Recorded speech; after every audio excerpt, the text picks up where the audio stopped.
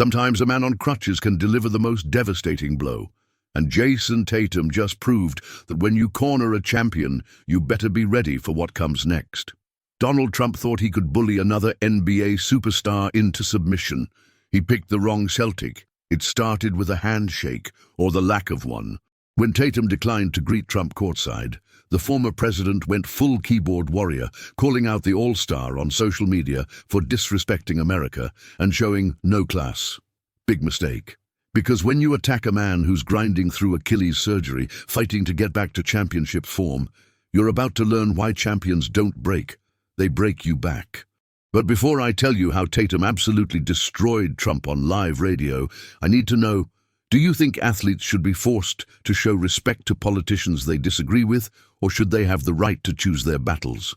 What happened next on TMZ Radio wasn't just a response. It was a masterclass in how to dismantle someone's entire narrative while sitting in a rehab chair. Show respect. Respect is earned in blood, sweat, and records, not by chasing headlines, Tatum fired back, his voice steady but loaded with precision.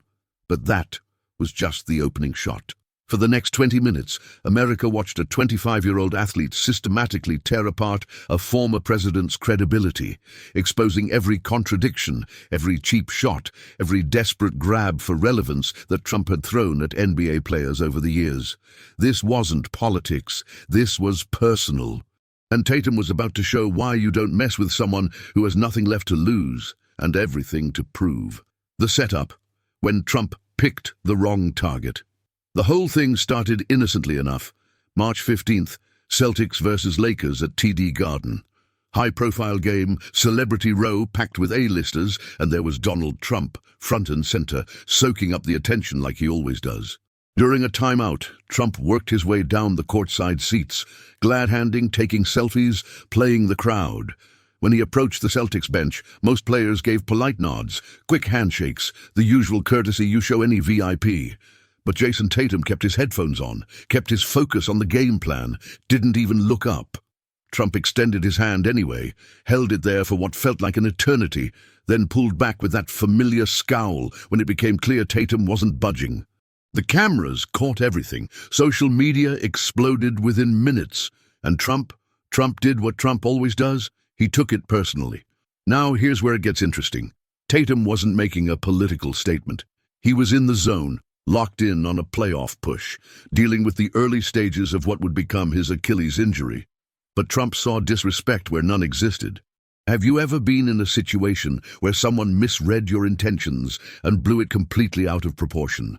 The next morning, Trump's Truth Social account lit up. Jayson Tatum showed tremendous disrespect last night. No class, no gratitude for the country that made his success possible. Very nasty behavior from someone who should know better.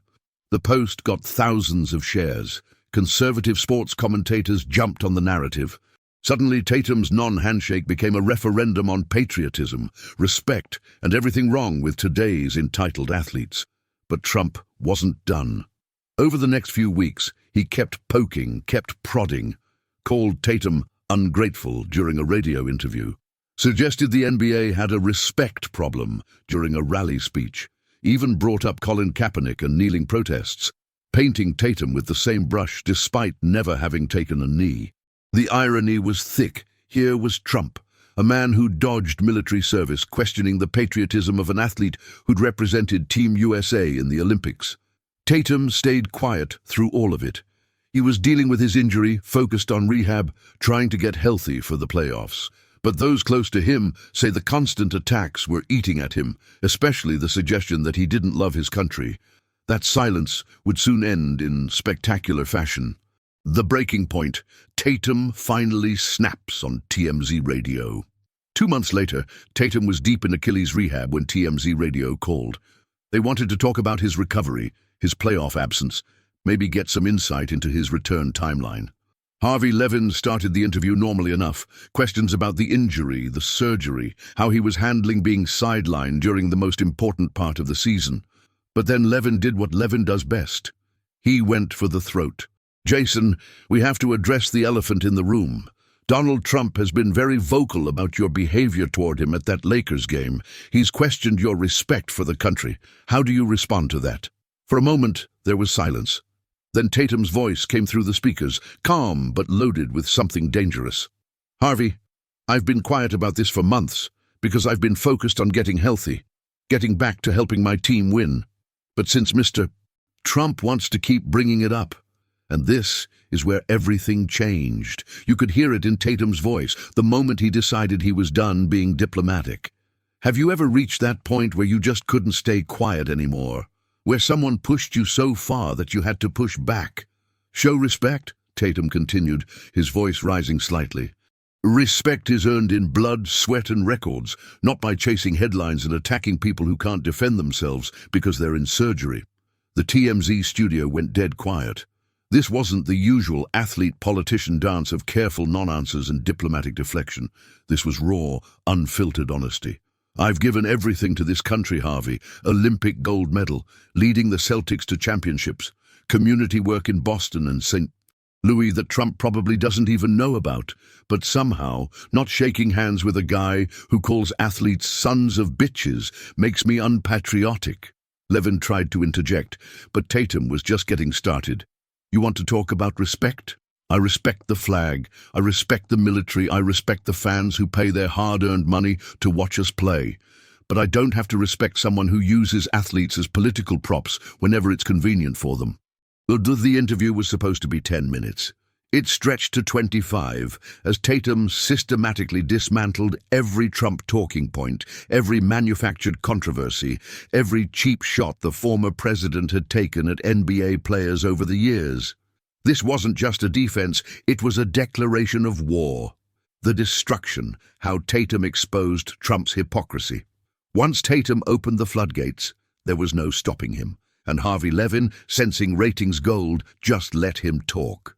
"Let me tell you something about Donald Trump and athletes," Tatum said, his voice now steady and surgical. "This is a man who attacks players who kneel for social justice, calling them sons of bitches who should be fired. But then he expects those same players to kiss his ring when he shows up courtside." The hypocrisy was laid bare in real time. He called Colin Kaepernick very dumb for peacefully protesting, called LeBron nasty for speaking about education. "But somehow I'm the problem, because I didn't interrupt my pre-game routine to stroke his ego." This is where Tatum really started cooking. He wasn't just defending himself, he was exposing a pattern. Trump had spent years attacking black athletes for having opinions, then demanded their respect when it suited him. Have you noticed how some people expect automatic respect while giving none in return? Tatum continued his systematic takedown. "You want to talk about class? This is a man who mocked John McCain for being a prisoner of war, who said my teammate Jaylen Brown was not smart enough to understand economics, who turned sports into political theater every chance he got. But the most devastating blow came when Tatum got personal about his injury and recovery. "I've been rehabbing this Achilles for months, Harvey, grinding every single day to get back to championship level. I had 42 points in my last playoff game before this injury, but somehow not shaking hands with Trump means I don't love America." His voice cracked slightly, not from emotion but from pure frustration. "You know what I love about America? That a kid from St.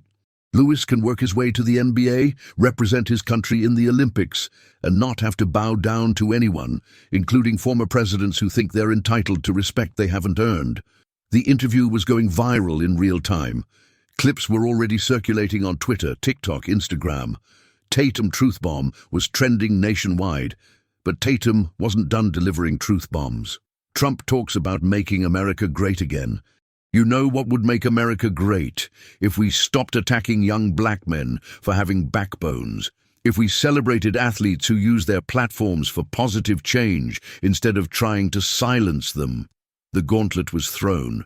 Trump would have to respond, and everyone knew he would. The question was whether he was ready for round two, with someone who clearly wasn't backing down. The counterattack, Trump's predictable response and epic failure. Donald Trump lasted exactly 6 hours before taking the bait. While Tatum's interview was still making waves across social media, Truth Social lit up with a classic Trump meltdown.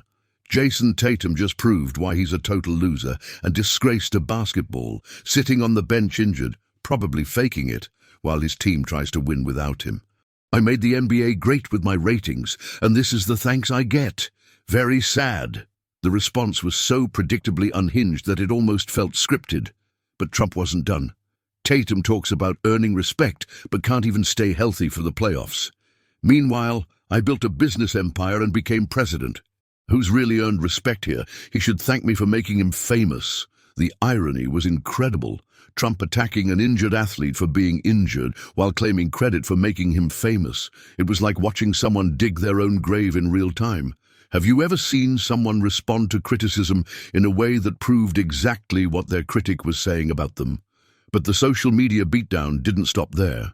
Trump kept posting, each tweet more desperate than the last. TMZ Radio is fake news for giving this ungrateful athlete a platform. Tatum is jealous of my success and using his fake injury to get attention. Real champions don't make excuses. The backlash was immediate and merciless. NBA players, celebrities, and even conservative commentators started pointing out the absurdity. How do you call an Achilles rupture fake when there's literal medical documentation? Even Trump's allies were cringing.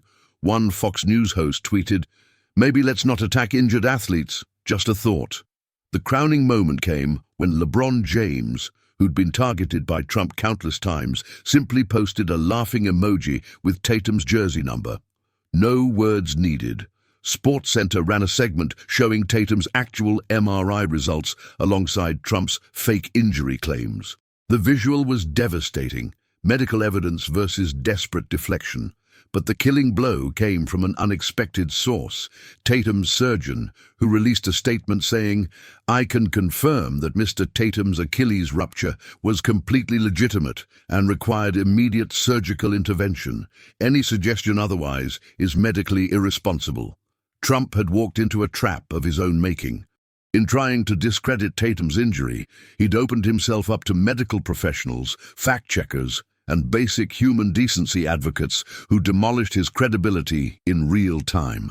The man who claimed to be a master negotiator had just been outplayed by a 25-year-old in a walking boot. The legacy moment. How Tatum redefined athlete activism. 3 days after the TMZ interview, something unprecedented happened. Tatum held a press conference from his rehab facility, not to apologize or clarify, but to double down and expand his message. "I want to be clear about something," Tatum said, addressing a room full of reporters and a live national television audience. "This was never about Donald Trump personally. This is about a pattern of powerful people trying to intimidate athletes into silence." The statement was calculated, measured, and absolutely devastating in its implications. For too long, we've been told to shut up and dribble, to be grateful for our platform, but never use it, to represent America on the court, but never question America off it. Tatum wasn't just defending himself anymore. He was speaking for an entire generation of athletes who'd been told their opinions didn't matter. This is where Tatum became something bigger than a basketball player. He became a voice for everyone who'd ever been told to stay in their lane, to be grateful for what they have, to never rock the boat. Have you ever felt pressured to stay quiet about something important just to keep the peace? "I love this country enough to want it to be better," Tatum continued. "I love it enough to speak up when I see injustice, and I love it enough to refuse to be a prop in anyone's political theater." The response was immediate and overwhelming. Athletes across all sports started sharing their own stories of political pressure, of being told to stick to their sport, of having their patriotism questioned for speaking their minds. Within 48 hours, Just Athlete Voices was trending globally.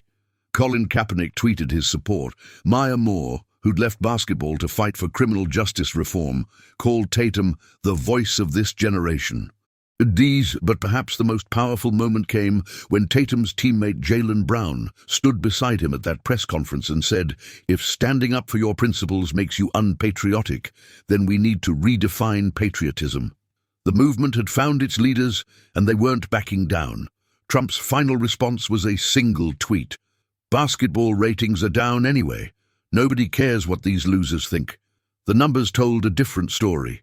Tatum's jersey sales spiked 300%. His social media following doubled. Nike released a limited edition shoe with earned respect embroidered on the heel. Most importantly, young athletes across the country started speaking up about issues they cared about, citing Tatum as inspiration. He transformed a petty handshake controversy into a generational moment about courage, conviction, and the true meaning of patriotism. In the end, this story isn't really about a handshake or a Twitter beef or even a radio interview. It's about what happens when courage meets power, when principle faces pressure, when someone finally says, enough. Jayson Tatum didn't just defend himself against Donald Trump's attacks. He redefined what it means to be a patriotic athlete in America. He showed that loving your country doesn't mean staying silent about its flaws. Trump thought he could bully another athlete into submission. Instead, he created a leader. Today, Tatum's back on the court, his Achilles fully healed, playing at an all-star level. And every time he steps on that court, he carries with him the voices of athletes who refuse to be silenced. Sometimes the most powerful statement isn't made with words. It's made by standing up when everyone expects you to sit down.